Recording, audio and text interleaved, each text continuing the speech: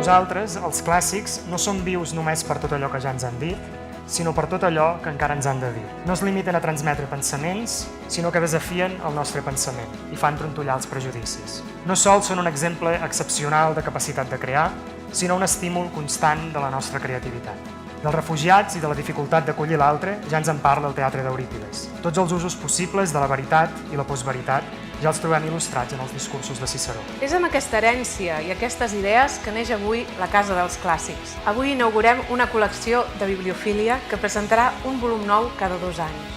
Aquesta col·lecció ens ajudarà a fer possible el projecte de divulgació de la casa, perquè, al marge del projecte editorial, des de la Casa dels Clàssics impulsarem activitats de divulgació dels clàssics en tots els àmbits.